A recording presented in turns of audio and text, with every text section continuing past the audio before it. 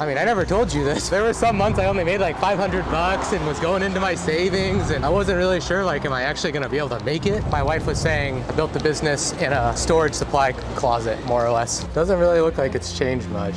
Let's see. It's locked. One from the top, no elevator, 128 stairs. They were steep too. The very first place we ever lived. There is a hostel right across the street where people used to sit at 2 or 3 in the morning. It was freezing cold because it was all stones, and I took everything out of there, made myself a little desk. And you used to sit there in the hat and the gloves. So you were like, the cost of living here is lower. I can risk it. It's not as cheap as I was hoping, because it was definitely more expensive than Poland, where I kind of had started, and then Ukraine. It was definitely more expensive than those places. But in a way, it motivated me. It's like, okay, I can't just make, $1,500 a month and that's it. Like, I've got to try for a little bit more. Your environment and the money you spend kind of shapes your attitude towards it to a certain extent. And that was when I had my first like $10,000 launch or night. Look how beautiful it is here. It's all the buildings. If I was gonna get the electric chair, I would go have wings there as my last meal, like without a doubt. It would 100% be the place I would choose. Let's walk through this passage. I don't remember what was in this passage. A journey through the places that absolutely transformed my life.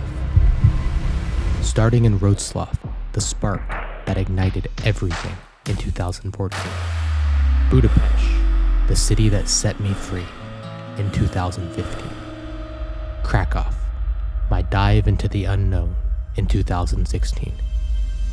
Prague, where I lived with the girl who I'd ultimately marry, and my business took off. And finally, Kyiv, a place ridden by war, forever changed, that makes my heart heavy. This is the 5 Cities series. The story begins now.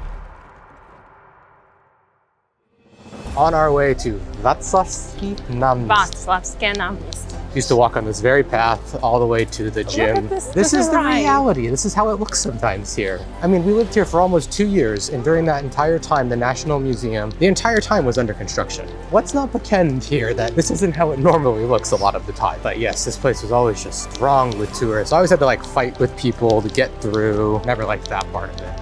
Yeah, always had to fight with those people with selfie sticks in their hands, right?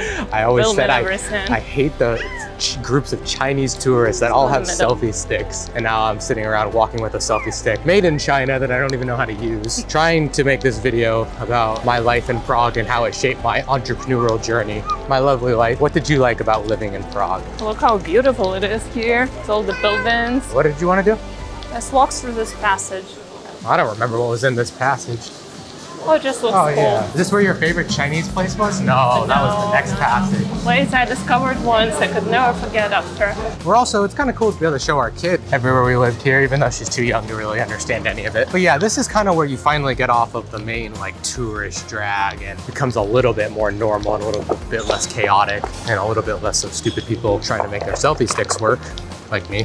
I always used to like this building in front of us. The Palace Very Adria. So this was the street of the very first apartment we ever lived here in Prague. What year did we move here? 2017. This was the very street, Vodičkova. Not to be No, confused. this is Humano. Oh, geez. The Vodičkova is a tram one. That's the tram line, not to be confused with vodka. We bought transit here too. Yeah. Transit passes were here. That's it. Yeah? Yeah. It all started in a little broom closet at this apartment, actually. Well, we had a closet. It was right off the kitchen. It was supposed to be a storage unit, and I somehow managed to cram a desk in there. It was freezing cold because it was all stone, wasn't it? Yeah. Yeah, it was not meant to be used for anything other than like storing chemicals. And I took everything out of there, made myself a little desk. Yeah, and you used to sit there in the hat and the gloves and winter. Yeah, I had to wear a beanie. I had to wear like gloves on my hands that I would just leave like my fingers basically open. That was where the business started to see some success, I think. No, our next apartment at JZP, I had my first like $10,000 day. But here I actually went from making, like $1,500, maybe $2,000 a month to actually getting up to probably like 3,000 to 5,000. So I started to feel a little more comfortable. I'm actually gonna make it, living in Eastern Europe as an entrepreneur. Yeah, here is the little like Vietnamese Hotravini is what they call it, like a little market. Yeah, that's where they always used to screw us up and take our money. Yeah, they rip you They off so wouldn't much. speak any It's crazy. Czech or English. Total rip-offs. Vietnamese restaurant. It's still here. Huge Vietnamese population in Prague. You gotta tell that the first apartment we had, it isn't this fancy spot, but we almost had no furniture at all. Yeah, this was it.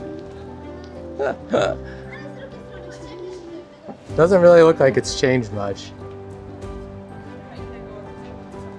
Let's No, see. it's locked. It's still the same owner. Same owner? Yeah, no, Yeah. this was the building, the very first place we ever lived. There is a hostel right across the street where people used to sit at 2 or 3 in the morning. Yeah, wow, what a memory. But yeah, this was the very first place we lived. First lease I ever signed in Eastern Europe. So yeah, this was the first building I ever lived at here in the Czech Republic. First lease in Eastern Europe, and I lived on the, oh geez, what was it? The fourth? Yeah, so the fourth floor. One from the top, no elevator, 128 stairs. They were steep too. Winding staircase, like going downstairs sometimes it's just, it was a mess. And then yeah, there was a tram stop, yeah, like my wife was saying.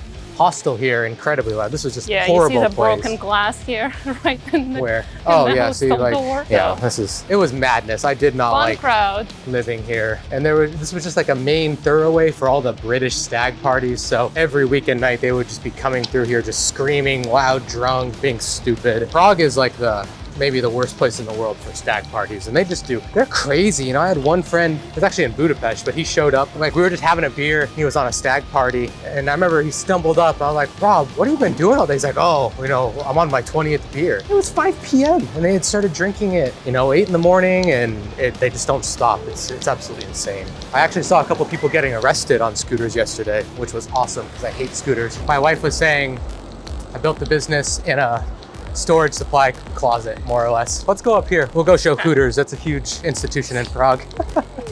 Prague is actually home to the best, thank you for almost running over my kid. Prague is home to maybe the best chicken wings on the entire planet at bar food. Like seriously, I've actually said if I was gonna get the electric chair, I would go have wings there as my last meal, like without a doubt. It would 100% be the place I would choose. When we moved here, I think I was making, by the end of the first year, 2016, maybe making like 1,800, $2,000 a month through the blog, through a few other things, affiliate marketing. And then when I left to go home, we had spent 2 months here in Prague, just checking out, see if we liked it. My wife was gonna study in Prague. February 2017, we went to Kotor, Montenegro for a month, and then came here where she got into school and decided we would try it out. And yeah, this place here at Umanova was the first one we ever lived at. And by the end of 2017, it was getting to the point making like $3,000-5,000 a month, which was obviously quite a bit more doable in the scheme of things, because it was, yeah, 2,000 a month. I was starting to get worried, and I had my savings. Thankfully, my first year, I didn't actually have to dip into the savings, which was nice, but never kind of knew how things were going to turn out. When did you actually start Cello?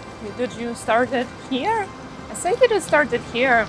And Martin moved out. Yeah, so Martin, my business partner on Cello Olive, yeah, we met in Prague. He lived in Andel, and basically we started the business here. That's kind of how it got formulated, and then it launched when we were back in Kiev at that point. And then it launched in 2018. We moved back to Ukraine at that point. This was kind of a park for drunks, and well, we just passed. Yeah, Diana, you're gonna get out. You wanna get out? Yeah, we actually, we lived right by this park, and it was nice. We never came here because it was kind of a park for drunks. It's a Sunday morning as we're filming this, and you can kind of see it's definitely a park for drunks. You can drink on the street here legally, so that's part of it. Did you know it's actually not legal in Poland? No one really does anything about it, but it is actually not legal to drink in Poland on the streets. There is clean. Okay. There is a sign to not drink here. Sign not to drink. Obviously not followed very well. Did this place inspire you to work more to become a businessman? Were you thinking like, oh, I really want to work hard here so I don't have to go back to US and get my corporate job? I liked living here at first. It kind of wore on me after a while, and I kind of determined that Prague was not really a place I wanted to be in the long term. But it's just like business started to do well, and I was starting to think I was actually gonna make it. Like that first year, I never told you this, but there were some months I only made like $500 and was going into my savings, and I wasn't really sure, like, am I actually gonna be able to make it as an entrepreneur? And here, once I started crossing, $3,000, $5,000 a month, I started realizing like I'm probably gonna be okay. Was there any energy about this place that was motivating you? Not really. I like the simplicity of the lifestyle. I like that I could just buy a monthly transit pass for $25 and just get anywhere I needed. So that was all nice. and made life simpler. So I think that kind of helped. You think this place was like a safe harbor for you to start the business? So you were like, okay, the cost of living here is lower, so I can risk it, and I probably anyway still gonna make it. We had just come from Ukraine though, which was so much cheaper. I felt like everything here was just really expensive. I really kind of actually struggled with that. I think I was like, it's not as cheap as I was hoping, because it was definitely more expensive than Poland, where I kind of had started, and then Ukraine. It was definitely more expensive than those places. But in a way, it motivated me. It's like, okay, I can't just make, you know, $1,500 a month and that's it. Like, I've got to try for a little bit more. And I think your environment and the money you spend kind of shapes your attitude towards it to a certain extent. A small appetizer, a margarita pizza, you had tagliatelle alla ragu and an Aperol, and I had a Pepsi. And it was like 50 euros. We didn't spend that much in Dubai, sitting on the beach at, you know, Jumeirah. So the first apartment I ever rented here for like a month in Airbnb was right down this street. I think it was that one that, I don't know which one it was, somewhere on the right. We're not gonna walk down there, they all kind of look the same, but that was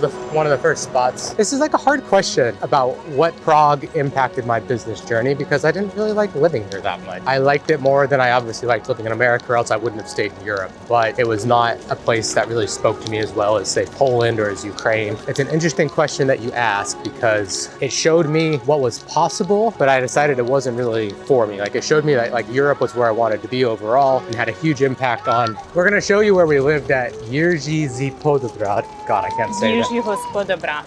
I really wanted the nice view, and I wanted to have an office. I didn't want to be working in a closet anymore. And moving to JZP, Jerzy Podobrad, really, I think it was like, I saw that apartment, I was like, I gotta make more money if I wanna live the life I wanna do. And I think the business was on the up and up at that point, but then once we moved to JZP, it really took off, because I was motivated, because our rent had doubled basically. And I'm like, I gotta make more money somehow. So if I wanna be like this, I gotta earn it. And that was when I had my first like $10,000 launch or night. And at that time I was kind of doing a lot of, I moved off the dating coaching and consulting. I was still doing products around that niche, but I think then I started doing a lot more niche sites. I built my pro niche site course. Did you know? Selling that, and that was a pretty good, you know, money maker for me. And at JZP, this was the apartment that we lived in. What floor were we on? Third, fourth? Third or fourth. Yeah, so one of those top ones there.